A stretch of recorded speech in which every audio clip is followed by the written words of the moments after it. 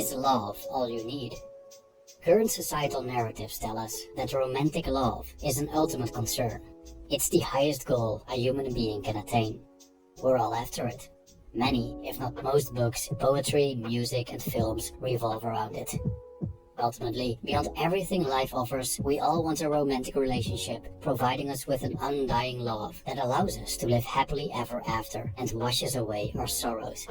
But unfortunately, in the vast majority of cases, romantic love isn't what it's promised to be. It's not a source of long-lasting happiness. It's not an answer to our unhappiness and loneliness. And according to some, falling in love, despite its euphoria, does more harm than good. Losing oneself in a vortex of uncontrollable emotions, varying from extreme joy and passion to numbing agony, can wreak havoc on mental and physical well-being. There is scientific evidence that falling in love can be harmful. Also, according to Buddhism, romantic love is detrimental to attaining happiness, which is ironic, as society often views romance as the ultimate ingredient for happiness. Hence, most of us desperately seek a romantic partner that allows us to enter that experience. But falling in love has serious downsides. And even though this goes entirely against the social narrative, the idea of avoiding falling in love, or romantic love, is worth examining for the skeptics among us. This video explores reasons not to fall in love. 1. Romantic love is addictive. When we fall in love, we experience the world differently. The people we don't like, we deem slightly more likable, and the job we usually hate doesn't seem so bad. The sky looks more beautiful, colors pop up more vividly, and many of our problems and worries disappear like snow in the sun. It's no surprise that people chase the experience of falling in love. There's nothing like it. It seems to eclipse all other experiences, good or bad, suddenly unmasking their insignificance. It's like our previous life has always been in shambles, and that everything falls into place, and that our pale existence gains color, and our emptiness turns into fullness. We see love as something supernatural and mystical, and humanity has so far dedicated countless poems, love stories and songs, operas, plays and films, and television series to this profound occurrence. British philosopher Bertrand Russell stated, "I believe myself that romantic love is the source of the most intense delights that life has to offer. In the relation of a man and woman who love each other with passion and imagination and tenderness, there is something of inestimable value, to be ignorant of which is a great misfortune to any human being." End quote.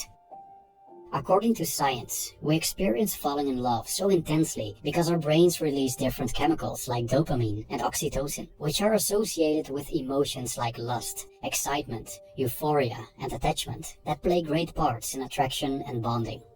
Interestingly, some scientists compare falling in love to using intoxicants like drugs. Biological anthropologist and senior researcher Dr. Helen Fisher argues that romantic love is like cocaine. From ecstasy to withdrawal, the lover resembles an addict, is the subtitle of her article in the science magazine Nautilus, which tells us that the kind of craving that comes with being in love is a central component of all addictions. She bases her conclusion on brain scans, which show that, when in love, the same regions in the brain are activated as when using drugs. And so, the lover shows behavioral patterns similar to that of an addict. I quote, "As their obsession builds, the lover seeks to interact with the beloved more and more, known in addiction literature as intensification. They also think obsessively about their beloved, a form of intrusive thinking fundamental to drug dependence." End quote. So, like a drug, love is addictive. And as with drugs, we need our fix. We need that person to experience and perpetuate the high we crave. And if we don't get it, we'll get withdrawal symptoms comparable to those of addicts. And to get someone we love out of our systems, we must go through a phase of abstinence to weaken our attachments to the drug we crave. In the lover's case, the person they are in love with. 2. Being in love distorts reality. Falling in love with someone implies an infatuation with the person one loves.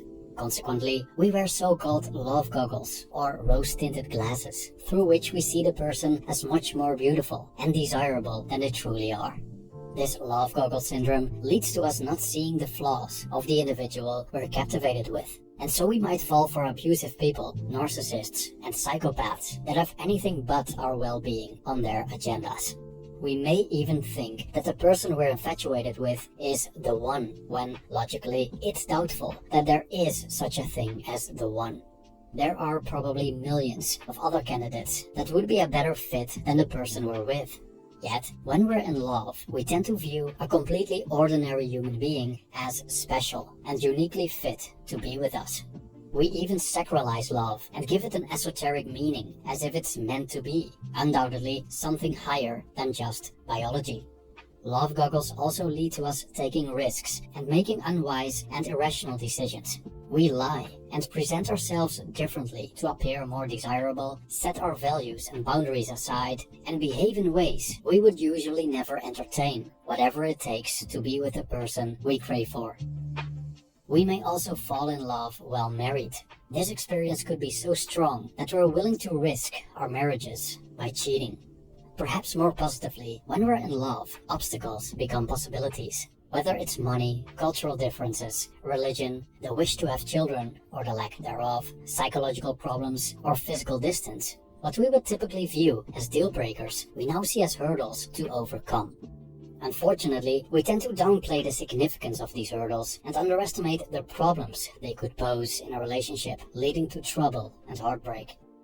I quote, "Lovers also distort reality, changing their priorities and daily habits to accommodate the beloved, and often do inappropriate, dangerous, or extreme things to remain in contact with or impress this special other. Even one's personality can change, known as affect disturbance. Indeed, many smitten humans are willing to sacrifice for their sweetheart, even die for him or her." End quote. Especially the threat that our lovers could leave us could lead to us acting in ways we later regret. We might stalk them, make a scene in public, or even use violence. So it seems that being in love can make a sane and intelligent person crazy and stupid. We become slaves to the irrational, defenseless in the face of our biological impulses. Philosopher Arthur Schopenhauer said that directly after copulation, the devil's laughter is heard, meaning that in the abrupt clarity that arises after orgasm, after our lusts and desires for our partners have reached their conclusion, we realize that, yet again, we succumbed to biology. The bodies we've copulated with suddenly seem much less appealing. Why on earth did we go mad for a sack of bones and flesh? It's a sobering image. Disappointing, but probably more realistic than the perfect godlike image of the person we created in the first place. Similarly, when we take off our love goggles, we'll see how delusional we've been during our frantic efforts to be with someone in the heat of romance. We might then look at an ex-lover and think, how in the world could I have fallen for that person? How did our human biology trick us into being temporarily infatuated by someone who, when we look at this individual with sober eyes, is absolutely bland, or, in some cases, even downright unattractive? 3. Romantic love can be excruciatingly painful. When there's a high, there's always a low. This rule of nature makes no exception when it comes to falling in love. As falling in love can be an intense and enjoyable experience, its flip side is equally fierce, namely, extremely painful. It's no surprise that romance often, if not always, goes hand in hand with despair, deep sadness, and other forms of emotional pain. Just by looking at the many songs, poems, and stories about heartbreak humanity has brought forth, we can see that pain is an undeniable part of the romantic experience. Broken hearts have led to periods of depression, intense and prolonged weeping, and even suicide and murder. The essence of romantic love is that wonderful beginning, after which sadness and impossibility may become the rule, wrote author and historian Anita Bruckner. When we fall in love, we set ourselves up for a situation that will unavoidably result in hurt, whether it's sadness, anger, jealousy, or other problematic emotions. The root of this hurt is what the Buddhists regard as the root of all suffering: attachment and the corresponding desire for the thing we're attached to. When we're attached to someone or something, we consider that being or thing a condition to be happy, which causes problems. Stoic philosopher Epictetus explained this as follows. Remember that following desire promises the attainment of that of which you are desirous, and aversion promises the avoiding of that to which you are averse. However, he who fails to obtain the object of his desire is disappointed, and he who incurs the object of his aversion, wretched. End quote. Regarding romantic love, it means that we need to be with a person we love to be happy. For a human being, it's probably the ultimate form of attachment. The person we're in love with becomes our world. And thus, logically, losing that person, or even the possibility of losing that person, could lead to immense suffering. According to Buddhist monk Ajahn Sona, romantic relationships and attachment go hand in hand. One cannot exist without the other, as in, we cannot be in romantic relationships without being attached. I quote, "So you've got a relationship going, and then you change, or they change, or something. And then one of you wants to leave, and the other one doesn't. And then there's the inevitable suffering. If you stay, you suffer. If you leave, they suffer. And just flip a coin." That's the dreadful nature of attachments. And so it's not always possible to work it out without someone getting hurt. So that's the dangerous experience of emotional dependencies. End quote. But does that mean we should avoid falling in love altogether? It's a difficult question to answer. In Nietzschean terms, it's like the age-old fight between Dionysus and Apollo. Should we follow our primal animalistic tendencies, or avoid them by walking down the path of wisdom and serenity?